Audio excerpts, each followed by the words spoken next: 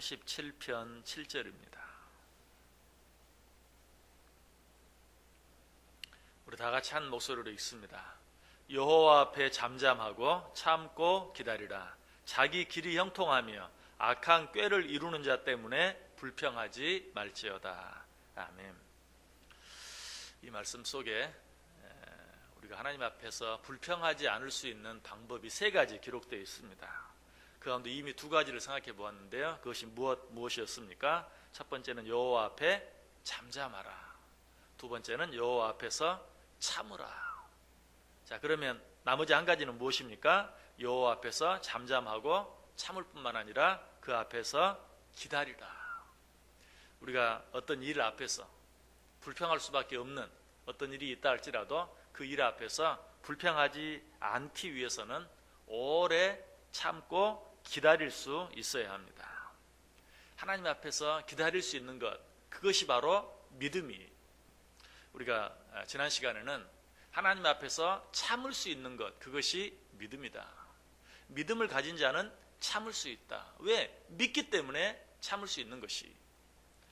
그런데 기다림도 마찬가지. 우리가 하나님을 분명히 믿는다면 하나님 앞에서 기다릴 수 있어요. 자, 참는 것이 믿음이다. 그렇다면 좋은 믿음은 어떤 믿음이라고 그랬어요? 오래 참을 수 있는 것이 좋은 믿음이다 라고 말씀드렸어요. 그렇다면 또 좋은 믿음을 어떻게 표현할 수 있을까요? 기다림이 믿음이라면 좋은 믿음은 오랫동안 기다릴 수 있는 것, 그것이 바로 믿음이. 여러분 정말 그렇죠? 한번 생각해 보세요. 여러분이 누군가 약속을 하고 기다립니다. 몇 월 몇 시에 어디에서 누군가를 만나기로 약속을 했어요. 근데 그 사람이 늦습니다. 여러분이 그 사람을 얼마나 기다릴 수 있습니까? 사람에 따라 다르겠죠. 그 사람이 믿을 만한 사람이면 오래 기다리는 것이고, 도무지 믿을 수 없는 사람이라면 오래 기다릴 수 없는 것이죠. 마찬가지, 우리가 하나님 앞에서 기다리는 것도 마찬가지. 내가 정말 하나님을 믿고 확신한다면 그 앞에서 오래 기다릴 수 있어요.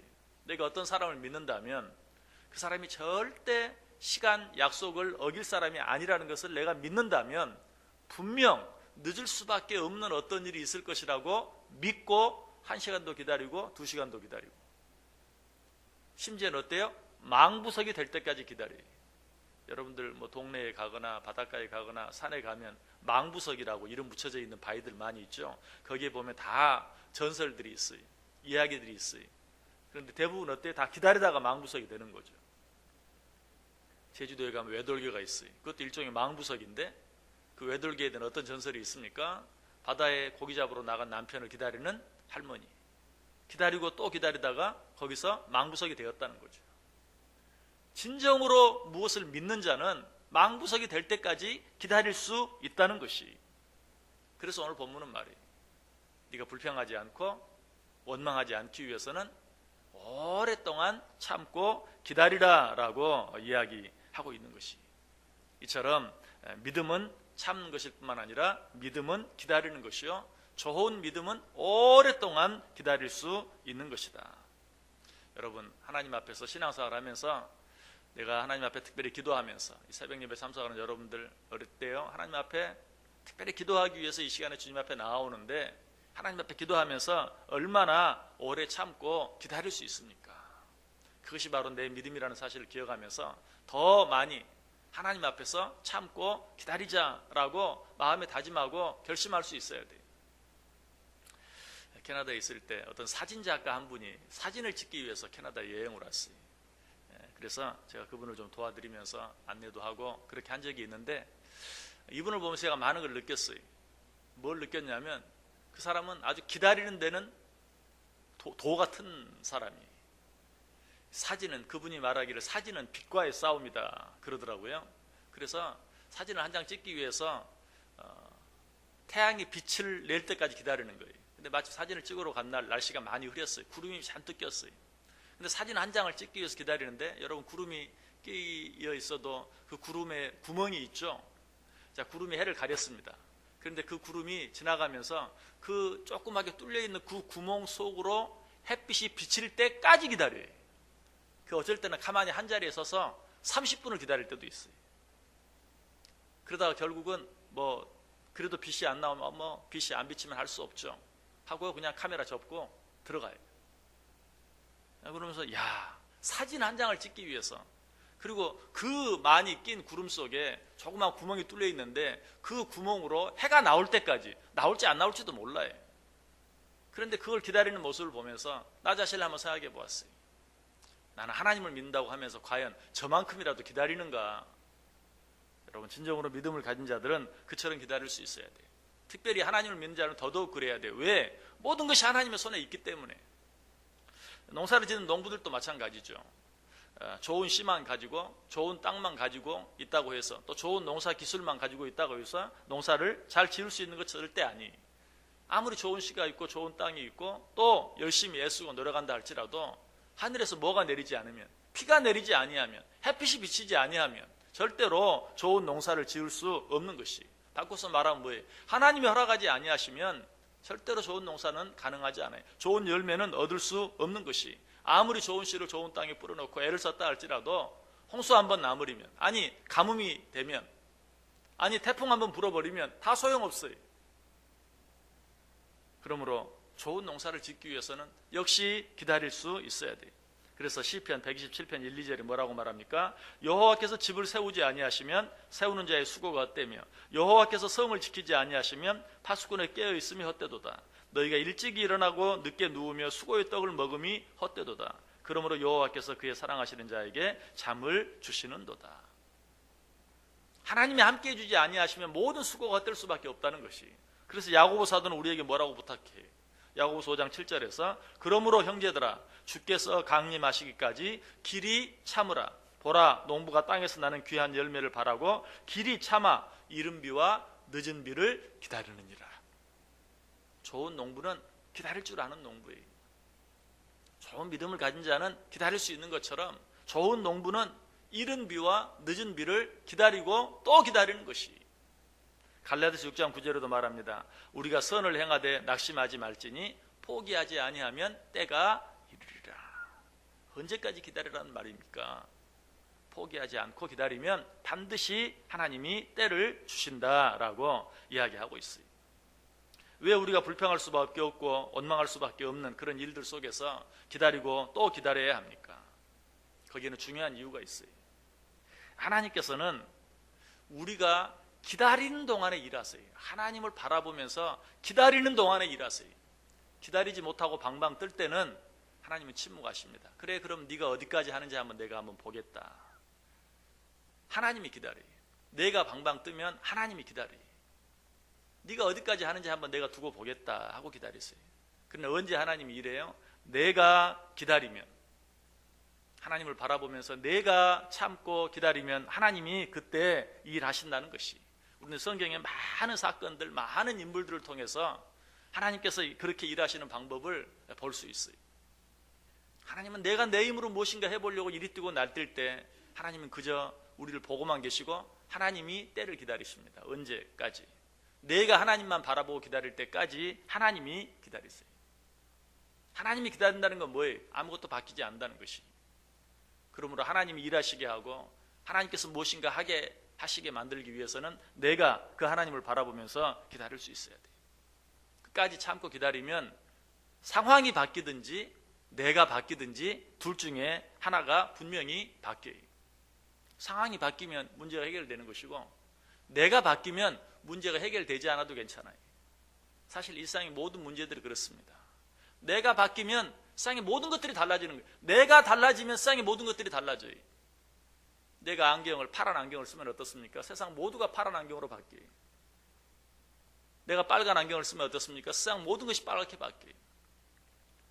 사실 우리는 상황이 바뀌지 않는다고 안달하고 복달할 때가 참 많은데 내가 바뀌면 결국 모든 것들이 바뀔 수 있게 되는 것이. 그래서 다윗은 시편 62편 1절에서 뭐라고 고백합니까? 나의 영혼이 잠잠히 하나님만 바라며 나의 구원이 그에게서 나는도다. 많은 성경학자들은 이 다윗의 고백이 다윗이 아들 압살롬의 반역을 피해서 도망다닐 때 한 고백이다라고 이야기해요. 여러분, 다윗이 압살롬의 반역, 아들 압살롬에게 반역을 당했을 때 심정을 한번 생각해 보세요. 그야말로 진퇴양난, 이럴 수도 없고 저럴 수도 없고 자기가 아들에게 죽임을 당할 수도 없고, 그렇다고 자기가 아들을 죽일 수도 없고, 그렇죠. 그야말로 이러지도 못하고 저러지도 못하는 그런 상황이, 그때 다윗이 한 고백이 뭔가, 나의 영혼이 잠잠히 하나님만 바라며 나의 구원이 그에게서 나는도다. 여러분, 다윗은 왕이었어요. 당시 왕은 어떻습니까? 못할 것이 없는, 마음만 먹으면 무엇이든지 할 수 있는, 그러나 아들 압살롬이 자기를 반역하는 그런 상황 가운데서 이러지도 못하고 저러지도 못하고, 아들을 죽이자니 어떻게 그럴 수가 있습니까? 인간적으로 부모 입장에 생각해 보면, 그래, 내가 아들을 죽이는 것보다 내가 아들 손에 죽는 게 낫지, 그렇게 생각할 수 있어요. 그러나 그것도 답은 아니. 왜? 아버지를 죽이고 왕이 된 아들, 아버지를 죽이고 그 나라를 다스려야 될 아들을 생각하면 절대 그것도 해답이 아니. 답이 없어요. 자기로서 어떻게 할 수 있는 방법이 없어요. 그때 그는 어떻게 했다고요? 잠잠히 하나님만 바라며 나의 구원은 하나님께 나옵니다 라고 고백하고 있는 것을 보게 돼요. 여러분, 진정한 하나님을 믿는 자는 하나님을 바라보며 끝까지 기다릴 수 있는 자예요. 자, 그런데 기다린다는 것은 또 뭘 말합니까? 기다린다는 것은 자기를 부인하는 것이, 기다리지 못한다는 것은 자기를 부인하지 못하는 것이, 예수님이 뭐라고 말했죠? 아무든지 나를 따라오려거든 자기를 부인하고 자기 십자가를 지고 나를 따를 것이니라. 인간의 삶은 정확히 두 가지입니다. 하나는 자기를 부인하며 사는 삶이고, 또 하나는 자기를 부인하지 못하고 사는 삶입니다. 자, 그런데 여기서 부인한다, 부인하지 못한다, 이것을 다르게 표현하면 무엇일까요? 자기를 부인하는 게 도대체 뭘까? 자기를 부인한다는 게 기다리는 것이, 기다릴 줄 아는 것이. 자기를 부인하는 자는 자기 생각, 자기 뜻, 자기 방법 고집하지 아니하고 참고 기다릴 수 있는 것이. 적극적으로 말하면 뭐예요? 자기를 부인한다는 것은 기다리면서 하나님의 뜻, 하나님의 때를 기다린다는 사실이. 그러므로 하나님은 이처럼 끝까지 참고 기다리는 자, 그런 자를 축복하세요. 왜? 참고 기다리는 자가 자기를 부인하는 자고, 참고 기다리는 자가 하나님을 인정하는 자이기 때문에 하나님은 그런 자를 축복하세요. 하나님은 그런 자와 함께 하세요. 이사야 40장 18절에 말합니다. 그러나 여호와께서 기다리시나니 이는 너희에게 은혜를 베풀려 하시며 일어나시리니 이는 너희를 긍휼히 여기려 하심이라. 대저 여호와는 정의의 하나님이시라. 그를 기다리는 자마다 복이 있느니라. 하나님은 기다리는 자를 기다리고 계세요. 왜? 그런 자를 복 주시기 위해서. 여러분, 하나님의 축복을 받아 누리길 원하십니까? 하나님 앞에서 다윗처럼 잠잠히 참고 기다려보세요. 하나님이 그러한 자를 복 주신다. 예레미야가 3장 25절과 26절에도 말해요. 기다리는 자들에게나 구하는 영혼들에게 여호와는 선하시도다. 사람이 여호와의 구원을 바라고 잠잠히 기다림이 좋도다. 하나님이 안 계신다면 기다릴 필요가 없죠. 그러나 천지를 창조하시고 하시기만 원하시면 능히 하지 못할 일이 없는 하나님이 계시기에, 그 하나님을 믿기에 우리는 기다릴 수 있는 것이, 우리가 진정으로 그 하나님을 믿고 바랄 때 하나님 우리를 축복하신다. 자, 그러나 모든 일에 잠잠히 참고 기다리기를 원하는 자, 모든 일에 잠잠히 참고 기다리기로 마음에 작정하는 자들이 꼭 기억해야 할 일이 있어요. 하나님 앞에서 잠잠히 기다린다는 것이 아무것도 하지 않고 기다리는 것은 아니에요. 농부가 씨를 뿌려놓고 기다립니다. 그러나 그가 기다린다는 것은 방금 말씀드린 그대로 씨를 뿌려놓고, 그리고 또 비가 오면 그 빗물을 모을 수 있도록 물길도 만들어 놓고, 비가 왔을 때 그 물이 흘러가 버리지 않도록 또 잘 뚝도 쌓아 놓고, 그리고 기다리는 것이, 기다린다는 것이 아무것도 하지 않는 것을 말하는 것은 아니. 기다리되 하나님이 때가 되어 비를 주시고 볕을 주실 때 정말 그 모든 것들을 잘 이용할 수 있도록, 활용할 수 있도록 준비하고 기다리는. 아까 제가 사진 찍으러 온 분, 사진 작가분 이야기를 했는데 그분도 마찬가지. 하늘에서 해가 비치기만, 그 구름 속 조그만 구멍으로 햇빛이 비치기만 30분이고 1시간이고 기다리고 있는데, 그냥 기다리는 게 아니에요.